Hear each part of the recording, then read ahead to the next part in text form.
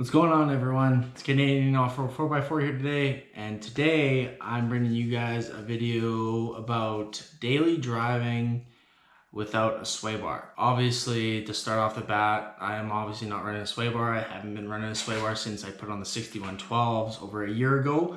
I can thank my Canadian buddy Adam for giving me this advice to not run it. Couple things off the top of my head I can think of right now. The pros of running no sway bar: you get more flex off-road, you have a better ride, it saves obviously a little bit of weight reduction there too, and also it saves you a little bit of coin too, because I mean some cases you have to, or most cases, especially when you lift or change out your suspension, you have to actually relocate the sway bar. Because simply the coil is really close, like, or even touching it right off the bat. So you have to relocate it so it spaces it between it, otherwise your coil is going to start rubbing on the sway bar and this and that. The cons, I guess you can say, is you got body roll, so in the cab might be a little too much for you. Another con is, I guess, in some cases people think you're going to roll over more easily. Well, I mean, that's the cons that people say. I don't believe it. I guess maybe if you are ridiculous with the steering wheel, or if you have a very soft suspension, or if you're stock suspension especially, you definitely don't want to do this without upgrading your suspension first, because the stock suspension on most vehicles is always really soft, so you definitely don't want to do that there. So that's kind of the cons I can think of right there. Pretty much all of it I can think of that's the pros and cons between it. I'm going to be showing you guys lots of highway driving and some in-cab footage at the same time of showing you what it's like daily driving your Toyota Tacoma without a sway bar. So right off the bat, I love it. I never really had a complaint with it. I was actually very scared at first. Like I said, my buddy recommended with my 6112s, ditch the sway bar, it's fine without it. So I did, and right off the bat, you notice a difference, because when you drive, obviously with the sway bar, everything's in control. It's like everything's like locked tight. But once you take away the sway bar, everything just kind of opens up and is a little more loose. So right off the bat, when I was driving, I started noticing my body was doing a lot more of this inside the cab, and stuff was rolling around and stuff. So I was like, oh, I guess I gotta fix that. So yeah, you're gonna notice a lot more body roll right off the bat. Couple other things, like I said, saves you a couple coin by not having to spend a little bit. I don't think it's much. It's like probably 20-30 bucks US or Canadian, I'm not too sure, to get a sway bar relocation kit. So there is quite a bit of benefits on the off-roading aspect too. So I mean, you gotta just weigh in your options. Like if you are, let's see here, one sec. Okay, so I'm just trying to confuse myself right now. So let's talk strictly on-road performance here and how it is daily driving. So there's no off-roading talk here. This is basically if you upgrade your suspension, you don't want to and you want to ditch your sway bar just because you want to, whatever it may be. So on road, in the city, you don't notice anything. I mean, the only time you'll maybe notice it is if you have a nice bend turn or something like that, or you really want to play with your steering wheel, I guess, or you want to do an aggressive turn, whichever. So like, I guess if, say, you're coming up to a stoplight or a green light, whatever, and you're coming around a really round corner, like 45-degree kind of turn, then yeah, if you rip that steering wheel, yeah, you're gonna lean, you're gonna feel the body roll, blah, blah, blah. But if you're in the city, like casual turning, this and that, you're not gonna notice it. So it's all basically based off of how you turn your truck. So it's, like I said, there's casual turning, there's the aggressive turning, then there's really aggressive turning, kind of, let's go with those kind of things there. So, but in the city, I really don't notice it. I mean, casually driving to work or whatever, even like on the highway, you can't even notice it. It just depends on how you switch your lanes. So if you have to do it sort of an emergency switch lanes, or, you know, someone's cutting you off, or, you know, whatever it may be, or you got to rip in that other lane because you got a semi coming in front of you and, you know, someone's coming up on the left lane, you can rip it there, no big deal. I have lots of videos to kind of edit in between while I'm talking here and showing you guys of how my truck leans, and also trying to mix it in with in-cab footage as well. So as I'm just talking here, you'll see all that leaning. I had my buddy KL Snowball, the co-star in this YouTube channel. We suction cupped the GoPro to the front of his Jeep, and I basically on the CB radio we were communicating when to come close or whatever. So don't think that I'm cutting him off on these videos or anything like that. That's simply just me and him talking and communicating, be like, when can I switch lanes kind of thing. So like I said, city driving, no issues. Highway driving, not really big an issue. I guess it depends on how fast your highways are. So I mean, around here, our little highway around the city is 100 kilometers an hour or 60 some miles an hour. Our highways are only 65-ish miles an hour, 65, 70 miles an hour usually. I usually go about 75, a little bit faster, you know. That's pretty much my daily speed around here, 75. I really don't go past that because simply you're either gonna have traffic or construction or something like that. So that's just my speed around here. So 75 miles an hour, and that's pretty much what a lot of the states are. Some of you guys are 80 or 85 maybe. So, but I did some of those speeds there too. Like I said, on the highway, switching between lanes, you know, if you gotta pass someone, put it back in. You don't even really have to be aggressive or anything like that. You switch lanes, you might have a little bit of a lean depending on the wind, I guess, too. But otherwise, it's really not a huge big deal. Like, there is the body roll, like you can't say that there isn't, but it's not bad enough where you're like, oh, you're scared or something like that. No, you can switch lanes casually. Like, you can even switch lanes enough or turn without a sway bar, and some people may not even recognize it. I mean, a lot of people have noticed my body roll, and I'm now just seeing all the footage now of how the body roll is. So all this is kind of a surprise to me of how it actually looks. So it's gonna be quite cool to see. I mean, I was watching my phone as I was doing the GoPro footage and watching my truck kind of lean out in the bends and stuff, which was kind of neat. So, but like I said, on the road performance, it's really not noticeable at all. But it also just depends on your suspension. So in regards to that, so if I had to compare this Elka 2.0 to the 6112s, the Elkas are indeed handling the no sway bar a lot better because of the stiffer coil. So keep that in mind too. If you're running a heavier coil or a longer coil, like Old Man Emu has 3 different coils. You got stock coils, then you got a longer coil, then you got a heavier coil. So I think if you ran at least a longer coil or the heavier coil, you should be fine, even with like a 5100 on this. Because I mean, these are 2.0s, so and 5100s are 2.0s. So, but it mainly comes down to your coil because that's how much stiffer it will be there.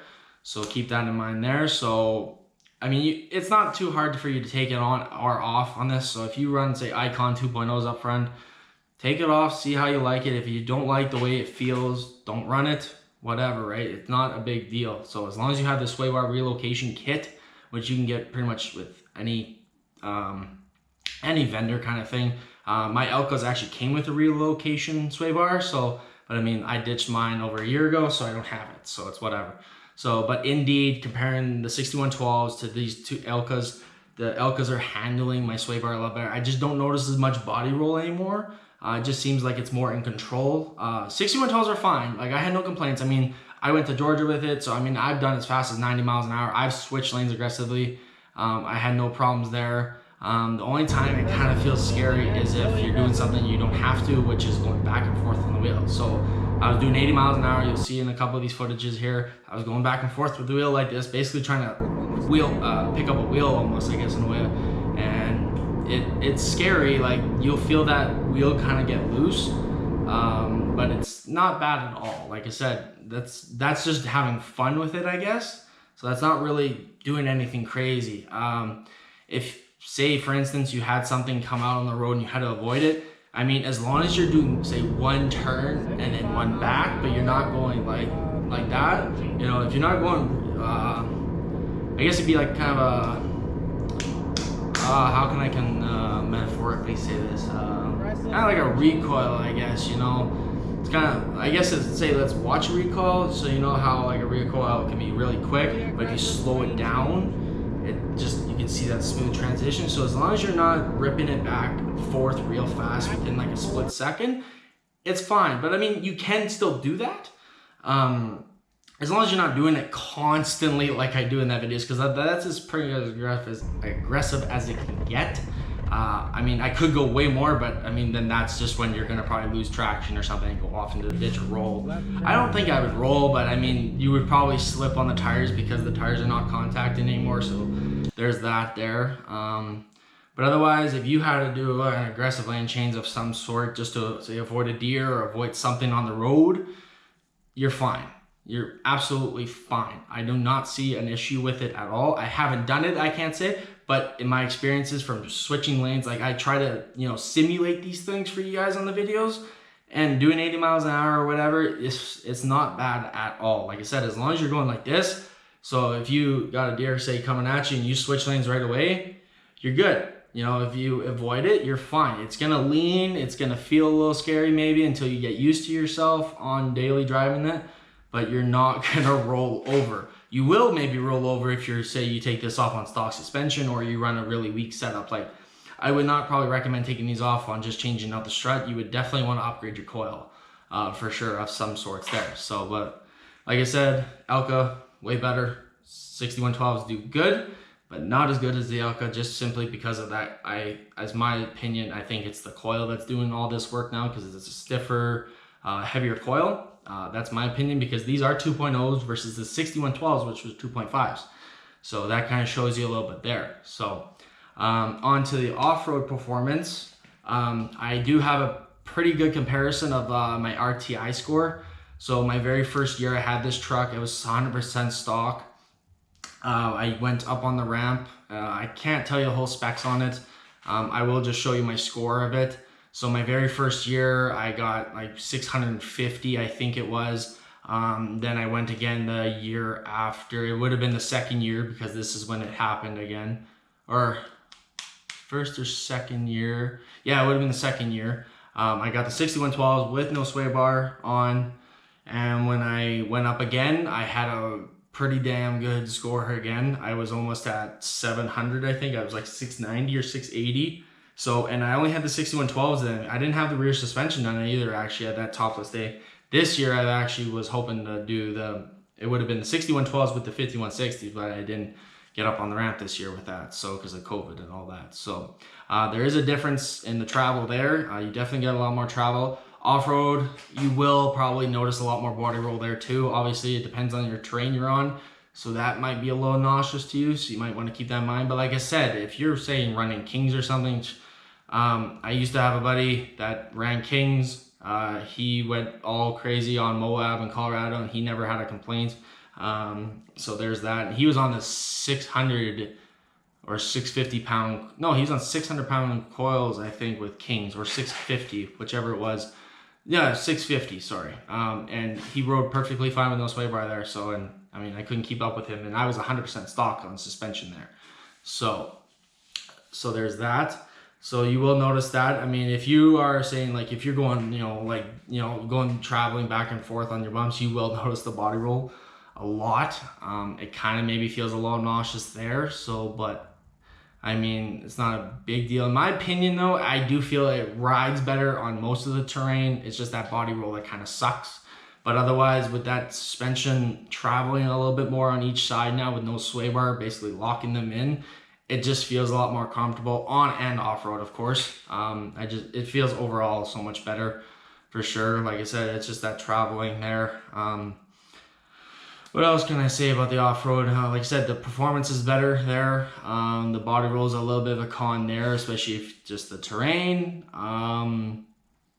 Yeah, I mean, it has its benefits for off-road all around. I mean, I got a picture here. I'll show you guys of me on a big ass rock there. I honestly don't think with the sway bar on, I would actually probably be able to climb the rock. So that little extra travel makes a difference. I can't say how much more travel it is, but all I can show you is that scoreboard from before and after without it, because that, like I said, that was only the front upgraded with no sway bar, so that's how much of a difference that makes there.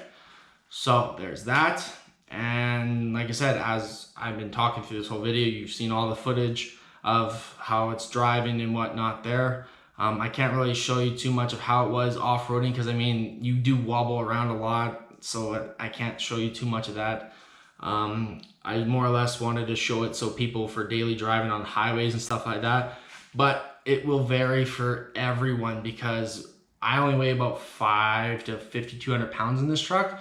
If you're a guy with fully armored up and this and that, or a heavier coil like 700-pound coils or more lift in it, it will vary for sure. So, but if you wanted to know what it's like for a 5,200-pound truck, as aggressive as I would like to be with no sway bar, with 2.0 Elka suspension up front with 650-pound coils and stock upper control arms and all that, this is what you're getting. So I vote no sway bar as long as you have the right suspension.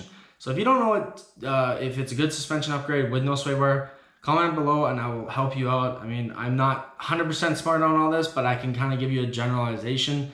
Like I said, if you wanted to do 5100s with old man emu coils, I would say at least get the mediums. I don't think stock coils with old man emu would be sufficient enough for it, but you can try it. That's up to you. Obviously, like I said, it's not a pain in the ass really to take your sway bar in and out.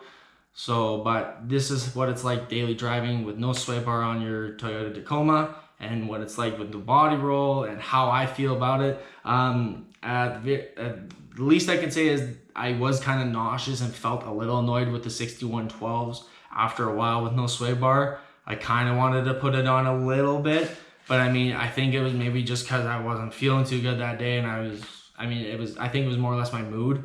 But I do remember feeling like, oh my God, this body roll is sickening. So, but on my whole 2-week Georgia trip from last year, doing the 80 miles an hour, which I was like, that was my very first time with it. So like I went to the States stock, went back to the States with the 6112s, no upgrade. So doing the 80 to 90 miles an hour and fully loaded. So at that time I was like 6,000 pounds with my buddy and all my gear in it.